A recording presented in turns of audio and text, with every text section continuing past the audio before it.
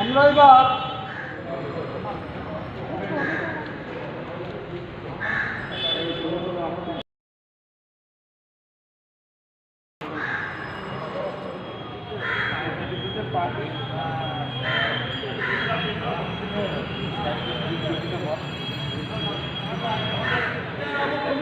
অবদান করছেন শ্রী পরিচালক মহাশয়।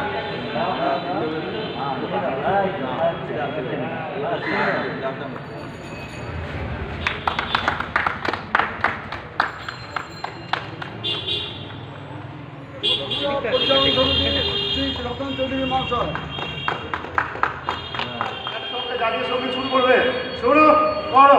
জনগণ মন অধিনায়ক জয় হে ভারত ভাগ্য বিধাতা পঞ্জাব সিন্ধু গুজরাট মারাঠা দ্রাবিড় উৎকল বঙ্গ বিন্ধ্য হিমাচল যমুনা গঙ্গা উচ্ছল জলধি তরঙ্গ তব শুভ নামে জাগে তব শুভ আশিস মাগে পায়ে তব জয় গাথা জনগণ মঙ্গল দায়ক জয় হে ভারত ভাগ্য বিধাতা জয় হে জয় হে জয় হে জয় জয় জয় জয় হে।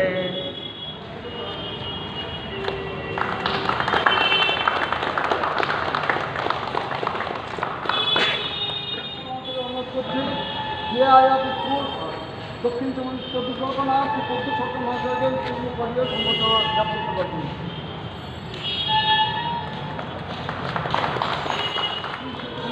মহাশয়কে অনুরোধ করছি স্কুলতে আছে এই পুস্তকটি অর্পণ করবার জন্য।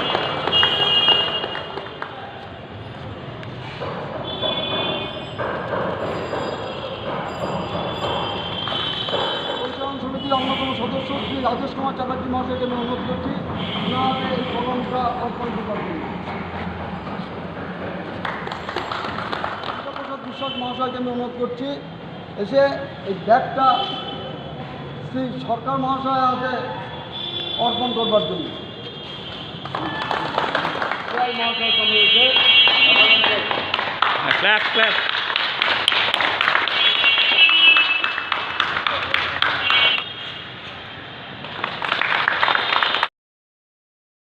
Mr. Pradyot Sarkar, District Inspector of Schools, South 24 Parganas, Headmaster of this institution, President of the Managing Committee of this institution, members of the Managing Committee, my colleagues, my beloved students, and everyone related to this institution. Today is the 114th birth anniversary of this prestigious institution, Chakta Ramlal Academy. Actually, official birthday is 1st August 1907. But actually, if you want to search the roots of this institution, you have to travel back more and more. You will find remnants of roots of this institution from the middle of 19th century. Actually, establishment of this institution as well as development of this institution is saturated with the political and social environment of British rule Bengal, I mean India. And I say that development of this institution is a derivative of anti-imperialist movement against British.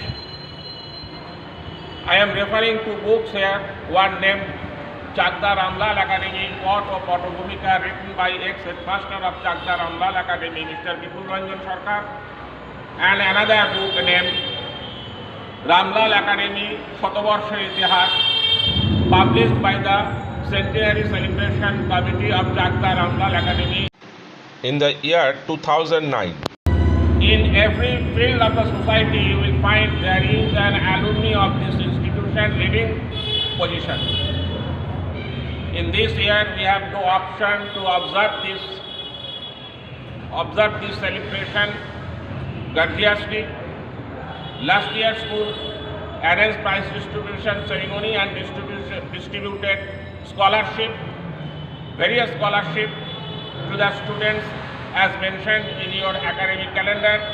And this year, annual magazine of the school as published by our respected chief guest. We should feel proud to be a member of this prestigious institution. যিনি প্রতিষ্ঠা করেছিলেন তার মূর্তি আমরা এখানে দেখতে পাচ্ছি, রামলাল সিংহ।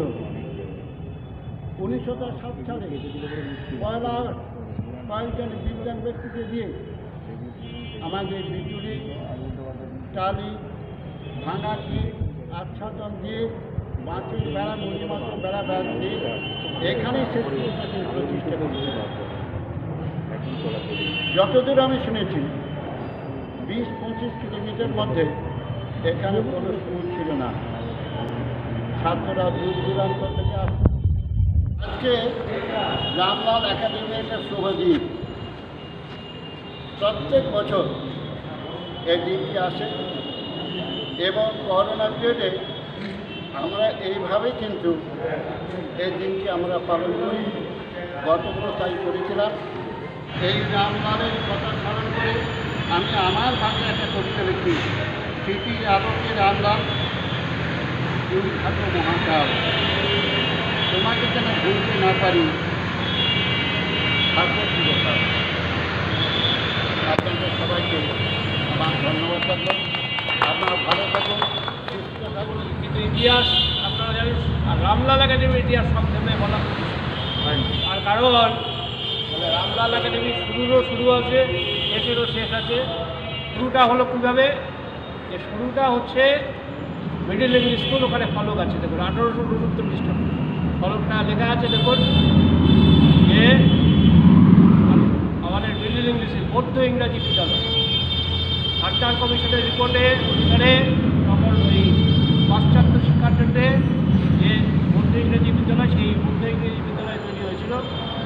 এবং তারও আগে একটা অনেকে আমরা বলি যে সব আছে কিনা সংযোগ, সেটা হচ্ছে প্রাইমারি স্কুল, এটাও হয়েছিল হচ্ছে আপনার তালপাড়ার দিকে। এই যে সূচনা এবং তারপরে যুগের প্রয়োজনে মানে স্যার বললেন তার পড়ার সময় যে উত্তরে